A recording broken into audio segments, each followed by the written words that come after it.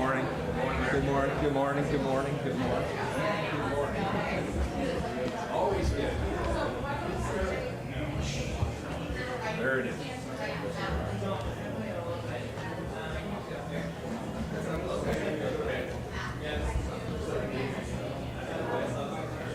Cody.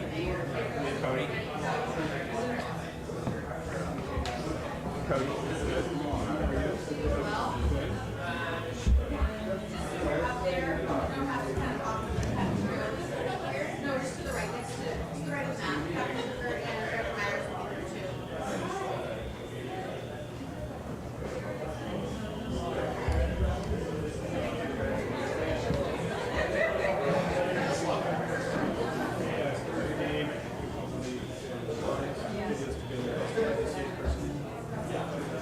So we're gonna wait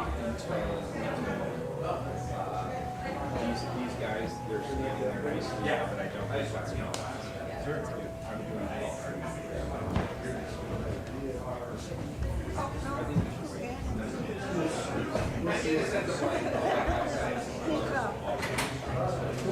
I'm doing it. Absolutely.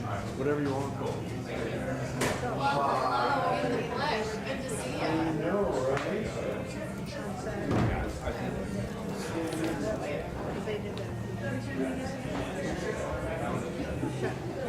Shut down the streets in 5 blocks in that area so that nobody could park in the street, so that people could roam the streets drunk without getting run over. Dan, it's good to see you again. Thanks for your Oh, it's too good. I actually know, I think all of these here.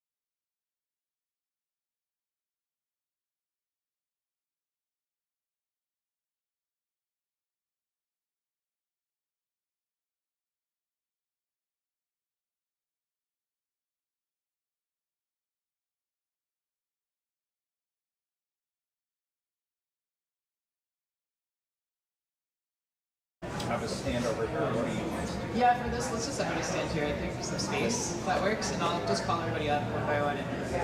Sorry for the We'll family. be casual. It's what happens Sort here. of rolls with the gig. Yeah. All right. If we're ready to get going, I'm not sure, Jared, if we want to cut the music or keep it going. Got it. Sounds like it was cut. Okay, cool. I just want to thank everybody for joining us here this morning. The mayor and the city are really excited to announce some updated community safety efforts here in the Old Town Entertainment District. We are joined with the Portland Police Bureau. We have Captain Jim Crooker here. We have Jesse Burke from the Old Town Community Association. We have local partners here in Old Town that own the businesses, that, especially the one that we're in right now, Kel's Irish Pub. So we have Gerard McAfee that's here to join us as well. We've got Dan Linson here from the Dixie Tavern, and we have in the back there Director Mike Myers from the Portland's Community Safety Division. So thank you so much for joining us. We will be doing a Q&A session after the press conference is over, and you can ask your questions then. So with that, I'll invite Mayor Wheeler up. Thanks, Cody. Well, thank you and good morning, everyone. It's good to see everybody here in person at Kel's. This morning, we're here in Portland's Old Town Entertainment District to build on the early progress that we've seen here in the neighborhood through additional community safety measures that'll help Old Town adapt as more and more people come back into the entertainment district. Old Town has been a key entertainment district in Portland for many, many decades. And with the support of the local businesses that I'm standing with here today, it will continue to be an entertainment hub for Portlanders for many decades to come. As we emerge from the pandemic, the crowds in Old Town have returned by the tens of thousands. The streets are jamming up, particularly on weekends, and people need more room to spread out.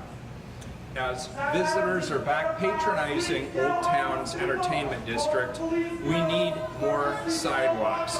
We need more rooms for pedestrians.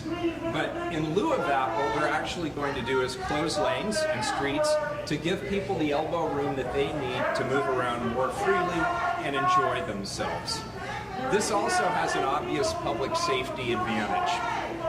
Late night pedestrian gridlock can cause tempers to flare, and it can also cause some altercations. The success of the emerging nightlife district here in Old Town builds upon our work to remove problematic encampments that have been blocking the public right-of-way. It also shows our continued commitments to working with the Old Town residents and business owners to keep the positive momentum going. Let me be clear. We still have a lot of work to do in Old Town. My team and I have continued to initiate regular conversations with community leaders and our public safety teams to determine ways that we can build on the progress being made in Old Town that will help address violence and crime here in the entertainment district and beyond. We're bringing back an approach that many Portlanders are familiar with, but it's not the same old, same old. We're bringing it back and we're improving upon it. Recent data shows us that Old Town suffers from a high level of gun violence, and this violence often peaks during Friday and Saturday evenings. Under my direction, the Portland Police Bureau will have the authority to close streets between Northwest 1st Avenue and Northwest 5th Avenue, as well as between West Burnside to Northwest Everett Street to vehicular traffic on Friday and Saturday evenings. So this is a much larger area than what people may have been familiar with previously. This action also will do three things. First, this will provide a safer walking environment for patrons and offer more room to spread out. I also hope that this will encourage many visitors to come to the district using public transit. Second, this creates a safer working environment for business owners and employees in the neighborhood. And third, this will allow the Portland Police Bureau and our public safety partners to better focus their resources in Old Town and respond more quickly to crimes and violence as it occurs. The Portland Police Bureau will also dedicate a small group of officers to be present in the entertainment district during these closures to patrol the area. We'll also provide physical safety enhancements such as improved lighting. Residents and tourists alike deserve to enjoy a night out on the town in safety, and I want to applaud the Portland Police Bureau for taking the initiative to address a major problem with the resources that they have at hand. This effort will continue to build on the initiatives that I began earlier this year, and I'll continue to add additional measures to help address violence citywide. I'm committed to ensuring that Old Town and its entire neighborhood thrives for generations to come. I'm pleased to be here with many of our local partners, including Chair Jesse Burke from the Old Town Community Association. It's good to see you. Dan Lenson of the amazing Dixie Tavern, and Gerald McAleese, who was generous enough to host us this morning at Kel's Irish Restaurant and Pub, always a Portland favorite. Additionally, I'm joined this morning by Director Mike Myers of our Community Safety Division, who will speak to the initiatives resulting from emergency declarations that I issued this year, as well as Captain Jim Crooker from the Portland Police Bureau, who will speak about the community safety issues currently facing Old Town. In closing, I invite folks to come down and visit the entertainment district as we continue to emphasize city. Thank you. Safety, not city, but we also want to emphasize the city. Thank you. right, I'll invite Captain Crooker up here for you to share some words. Hello, everybody. I didn't prepare any statements, but I think that the most important thing to do right now is to just thank all of the partners who are going to be working with us in the community, not just the licensees and the bar owners in the community who lives and recreates in the downtown, Old Town area, but also our community partners within the city and outside of the city. We have external partnerships with OLCC, the Fire Marshal's Office, and PBOT, and there's a tremendous number of partnerships that are going to come into play as a result of this presence of police in the Old Town area. This is a footprint that we had in the Old Town area previously, and we're looking forward to having a similar presence in the area again to make sure that those partnerships are strengthened and that there's good communication not only between all the impacted businesses in the area and the residents in the community who come downtown to recreate on the weekends, but also amongst our partners who have work to do in the area and feel more safe doing so while police are present. It's also important to recognize that we have a tremendous staffing issue in the Police Bureau, and I think everybody already knows that. And so the amount of effort that it took to identify 6 police officers and find a way to staff this unit can't be understated. So I need to take a second to recognize the command structure in the Portland Police Bureau for allowing this shift in resources to occur. In the last couple of years, we didn't just lose numbers, but we lost a lot of institutional knowledge, and we're rebuilding that institutional knowledge with this team. And so I think it's important for everybody to recognize and preemptively thank the officers who are going to be engaging in this work. This is new work for most of them, and so we're going to do everything that we can to make sure that this team is operating at the same standards or better than all the previous iterations of this team. And so a lot of work has already been done to do that. So we've already been working really closely with the mayor's office to ensure that we can do street closures for pedestrian safety in the area. But we've also been working with our partners in the area to ensure that lighting is adequate if it's something that's been identified that could reduce criminal activity or the conditions that lead to crime. We've also, worked with our partners, inside and outside the city of Portland to bring a lot of other resources that we wouldn't have otherwise had here into the area to address not only gun violence, but just the general feeling of safety. So I think it's commendable that the business owners in the area have done a tremendous amount of work to bring the vitality and the livelihood back into the Old Town area at night. And I'm grateful for you reaching out to me and for us being able to collaborate on all the logistical details that we've been collaborating on. So thank you, and I look forward to your questions. Director Myers, come up, please. Thank you, Captain Crooker, and good morning, everyone. My name is Mike Myers. I am the Community Safety Transition Director for the City of Portland. The entertainment detail with the Portland Police Bureau is a community safety collaboration with several public and private partners and was born out of the Mayor's Emergency Declaration on gun violence. The detail is part of a more comprehensive gun violence reduction operation being managed by an incident command team. The operation is titled Safer Summer PDX and has been ongoing now for over the last 2 months. Currently, the Safer Summer PDX command team is approaching gun violence in Portland by supporting and strengthening several focused impact areas.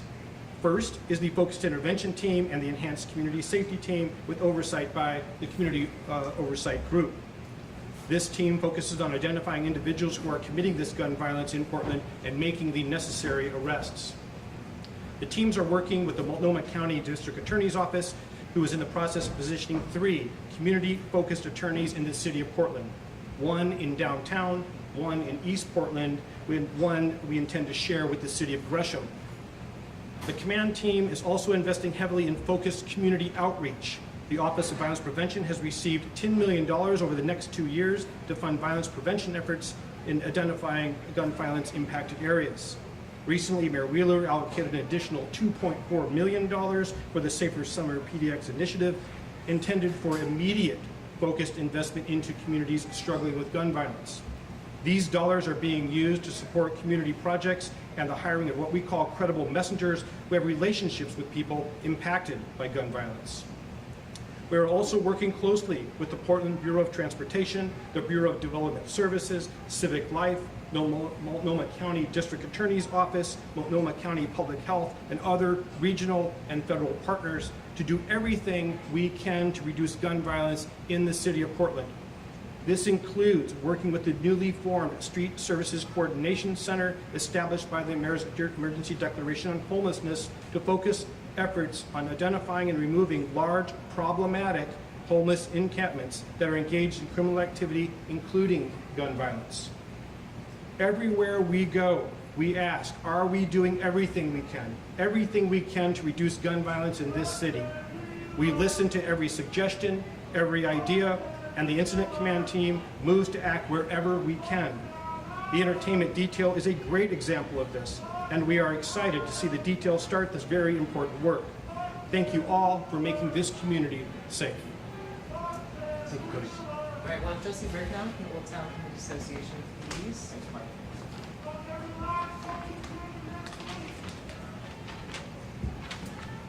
Thank you all for coming today, and for Mayor Wheeler and team for inviting me to attend. My name is Jessie Burke, and I chair the Old Town Community Association, and I own the Society Hotel. As chair of our community association and a small business owner, I want to acknowledge how hard it has become for Old Town, with increased violent crime over these last 2 years. And I'd like to thank the mayor and the Portland Police Bureau for prioritizing bringing back the entertainment detail. And I'd like to thank my fellow board member, Dan Lenzen, for being, we jokingly refer to ourselves as the mom and dad of Old Town. I take care of the daytime, he takes care of the nighttime. For being the dad of our district during our nighttime hours and using his decades of experience to advocate for bringing the entertainment detail back. This community, regardless of what you hear outside right now, is incredibly grateful for the mayor's teams for all of their hard work in coming up with creative solutions to solve our collective problems. I assure you, the person that is outside right now is from Old Town. To conclude my thanks, I want to share with everyone that many people ask me how they can tangibly help, how they can help Old Town, how they can help Portland. They ask me what organizations they can volunteer with. They ask who to call. They ask how to vote. To Portlanders, the singular most important way that you can help is to show up physically in downtown and Old Town. Empty sidewalks and empty storefronts beget bad behavior. It tells others we're not paying attention, that we are disinterested. We need each and every one of you walking down our sidewalks, riding transit, and to have your good behavior outnumbering the bad behavior. That reinvestment alone is what will help Portland the most and what will breathe life back into the city. We cannot wait for solutions to be perfected and conditions ideal. Portland, you are the solution, and we invite you to join us as we work together to revitalize our city, because Portland isn't Portland without Portlanders. Thank you. Dan, we'd love to have you come up next and say a few words, please.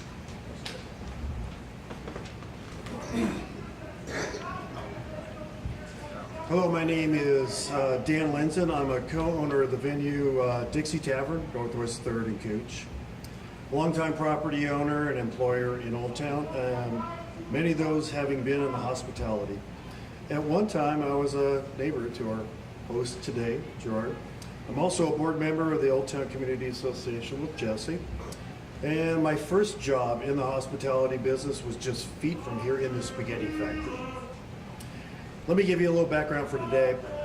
The entertainment district in Old Town grew organically many years ago, and many pioneers like Gerard and myself took development risks in an up-and-coming area. As the district did well, the volume of people increased and the quantity of nighttime economy businesses also grew and thrived. Not long after, the Portland Police Bureau's entertainment detail began and helped lower crime in the area over 30%. Through the years, that detail morphed into a team that helped quell issues citywide and other hospitality zones. The public and private partnerships were successful then and became a model for other entertainment districts in the nation. Many good humans have worked in the e-detail. The kind of person that historically fit the detail had good people skills that could calmly work with large groups of people and make our guests feel safe. Since the entertainment district opened for business last year, the public has responded well. Folks are coming out. While hospitality and entertainment are still recovering, we're seeing thousands of people come out every weekend night. With that comes a need to continue making it safe for our guests. As business operators, we've done what we can. We've hired more staff and security, retrained our teams in greeting people at the doors.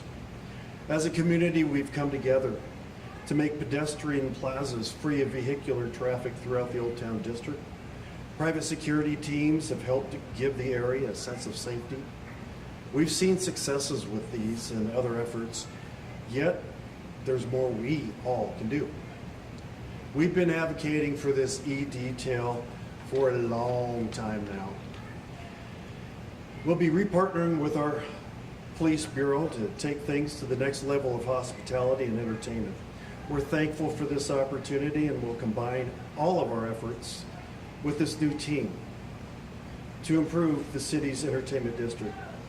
This is where we live, work, eat, drink, play, and stay. Y'all, thank you for spending time with us today, and we look forward to some really great things. Thank you. We'd like to invite the owner up now. Gerard, if you'd like to speak. I don't see him currently. And if not, we'll move right into a brief Q&A. Our ASL interpreters need to leave a little early, so we'll just have a few minutes if anybody has any pressing questions for anybody up here that we can get answered. Sure. I'll have him come up. Yeah. Sure. We know that there's daytime challenges in Old Town as well. We know there was an attempted kidnapping yesterday. Is there a long-term plan to tackle some of the daytime concerns in this area as well? Yeah, so Old Town is part of the BID, and the BID is the Business Investment District. I believe that's what it stands for, and it's the part of the BID is a contract in clean and safe to employ officers. We call them bike officers. It's the police officers you see on bicycles and yellow shirts. And that unit will remain, and that unit will remain focused in the area of the BID, and the BID does include Old Town. And so as we continue to evaluate the crime stats and the staffing numbers as they're available, we will do everything we can to prioritize our efforts on where the crime is. And yeah, you're right, that's one of the areas that we're prioritizing. Captain, forgive me for asking, I just couldn't hear over the shouting. Is it 6 officers, 1 sergeant, and I'm hearing entertainment detail? Is that like an official name, sort of like FIT or ECST? Yeah, so the question is it 6 officers and 1 sergeant for the entertainment detail? The answer is yes. And I'm sorry, the second was a Is there an ECS. official, is it entertainment detail? Is there an official name? I don't know if we've ever had an official name for it. We always called it the entertainment detail, and I think that name has stuck, and I like it. And you guys got these officers from just shifting, like taking them from patrol, is that right? Yeah, so a confluence of events have happened in addition to the emergency declaration on gun violence and the sort of continuous analysis of calls. The police bureau also just happens right now to be going through shift reconfigurations. All 3 precincts are doing it. And so in the course of having conversations about the needs at Central Precinct, it was, this was always a part of the conversations. And so, all of the command staff at Central Precinct have been having really big conversations about, do we sort of break from the standard model of shift staffing so that Central Precinct can tailor our resources to the needs here. And this was part of the decision to do that. Yeah. I have a question either for the mayor or Jesse. So I've talked to a lot of businesses about foot traffic, and they're more concerned about big corporations not returning to downtown and continuing to do at-home work. How are you guys addressing that problem, especially with a lot of corporations leases that might be up in skyscrapers? How are you guys getting those corporations to stay in the Portland city to increase that foot traffic? Yeah, thank you. And I'll just give you my perspective, and Jessie probably has her own perspective on this as well. It's something we are very interested in addressing. Obviously, the future of work has shifted. We just had one headquarters indicate that they're leaving the city, but they're actually downsizing their overall footprint from about 90,000 square feet of leased office space down to about 10,000 square feet of office space, and the vast majority of their employees are going to be working permanently from home. And I assume that's a response to the current desire for flexibility on the part of employees. Obviously, as an employer, everybody, including, by the way, the city of Portland, we want to be able to attract good employees. We want to be able to retain good employees. So we're having the same conversation at City Hall that major employers are having throughout the city. We're convening with some of our major employers, asking what they need from us. What we largely hear about are some of the issues we're talking about today: public safety, specifically gun violence, which we're addressing through a series of steps; homelessness, which we are addressing through a series of steps, trying to get as many people off the streets as quickly and compassionately as possible into better circumstances. And we're also just frankly hearing from some of our larger employers that they don't need the same footprint that they needed previously. So we're trying to figure out how to best work with those realities, and what we're finding is activation works. Having lots of events, particularly in the central city core, makes a big difference, creating a sense of community around those who do still need to come back to the city of Portland. And we're of course having our own discussions internally about our city employees and how quickly we can get the approximately 40% of our city employees who aren't back full-time, how to incentivize them to also come back downtown and be part of that larger community. All right, any last minute questions? Question for Mayor Wheeler. All right, Shane. Yeah, so I guess Hey, Shane. one question that I have is the entertainment district downtown. There's been thousands of people coming back downtown for over a year now. We've already seen that we've had 7 homicides. 10% of murders in Portland have occurred in Old Town this year. Why are we waiting till just now to bring back this entertainment detail? What was the delay? Thank you, Shane, for the question. The part of it I heard is, why now? What's taken up to this point in order to implement this particular issue? And I may bring Mike back in just a moment, but we've actually, under my leadership, passed several executive directives focused specifically on safety and homelessness and livability issues, litter, graffiti, that kind of thing. And we've been doing them in sequence. The main reason for bringing back this entertainment district safety measure right now is because now that the pandemic is in the rearview mirror, we're seeing foot traffic go up dramatically. And so while there's obviously been a little bit of planning that's gone into this to lead into this, the main reason is we're just seeing more and more people come back to the streets. But the safety issues have been a persistent one for over a year now. Yeah, and that's why we started with some of our law enforcement efforts, working with our federal partners, working to create the enhanced community safety team around investigations, the focused intervention team around gun violence in the community, working to actually recruit and bring more officers on board. And in fact, this week there's going to be the largest officer swearing-in ceremony that we've had in years here in the city of Portland. We've also invested heavily in community-based partners who actually work in the community with those who are either engaged in or impacted by gun violence. And it's going to take a while to see the positive results of that, but I'm convinced that the strategies we are using, that are proven best practices, will continue to improve safety, livability, address the homeless crisis in our community, and this is just one more piece added on to all of the measures that we've already taken. My question is also for Mayor Wheeler or Mr. Myers. Sure. I'm concerned, you say that the entertainment detail was previously introduced in Old Town. Can you speak to why it was removed previously and what's going to be different this time? outside of the lighting? Yeah, and somebody else can probably answer the historical record more accurately than I can, but writ large, in recent years there hasn't been any activity in Old Town. With the closure of the city and frankly the closure of the entire nation and the world, there would have been no reason to have that patrol in place. But historically, I think maybe somebody else here might have a better understanding of that record than I do. When does it start? Thursday. All right, do we have any last minute questions related to this new information? I have one quick follow-up for the mayor related to this, please. You might be, let's see what's going on here. All right, Mayor. Sorry, One more follow-up Sorry, I question have one for more Megan. follow-up related to Apologies. this.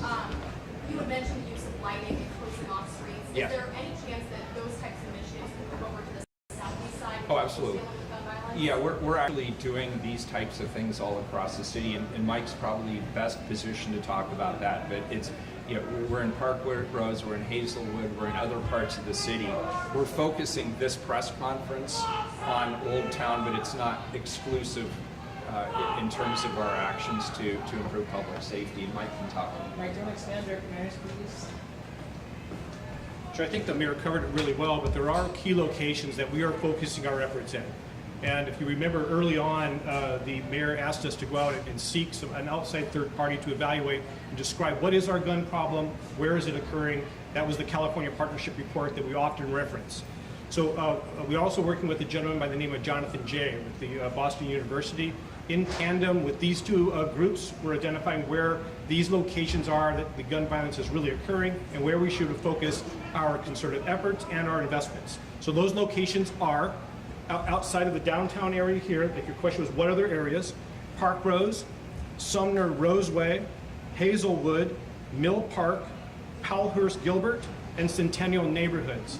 Those are our primary investment areas right now. That does not mean that we won't extend to do others. Oftentimes we find a certain intersection or a roadway in town or a specific business that is having problems, and we will have a separate incident command team function around that to focus efforts and energies to find some kind of solution for that specific problem. So it's very comprehensive. We do, new problem areas come up once in a while. We'll address those at that point in time. And one quick follow-up. What would you say to families that are worried about community safety at this time? Well, they're not alone. I mean, this is, you know, we've talked a lot today about the city of Portland. The gun violence, the houselessness problem is a problem across the United States of America in all large cities our size, not just here in the city of Portland. All individuals that are in big cities today are having these same situations and these same discussions with their city leadership and their police departments and their neighborhoods and their business owners. We're not alone here. So I live here in the city of Portland. The individuals I think here at this panel live here in the city of Portland. We are in this together. We are in this together as neighbors. We're in this together as operators. This is a team approach. I said this when I was a fire chief. It is neighbor helping neighbor. It's everybody on deck, including you all here today. I was just asking, can you be more specific? Obviously, you've seen the map. Can you be more specific about how you chose those specific neighborhoods and how many that you thought today? So the reason we hire it out is it's quite the in-depth study and analytics on why you pick a neighborhood that's most impacted by gun violence. So obviously the easy way to do the statistics is just by the number of shootings that are occurring over a period of time. However, there are other indicators on what makes a vulnerable neighborhood. Vulnerable neighborhoods often have not just an impact with gun violence, they may have an impact in just general violence or general crime. There are also different calls for service. But we also look a little deeper on what are the conditions in which people are living within that neighborhood, and those also weigh in as factors of which neighborhoods we should make these investments in. Thank you. All right, with that, I just want to thank all of you guys for coming this morning. Obviously, follow up with me if you have any follow-up questions or any additional details that you'd like clarity on. And I'd like to thank everybody here for participating. We really appreciate it. This is a really exciting initiative, and we really look forward to it. So, thank you so much. We'll close it at that. So, thank you. Thanks for hanging in.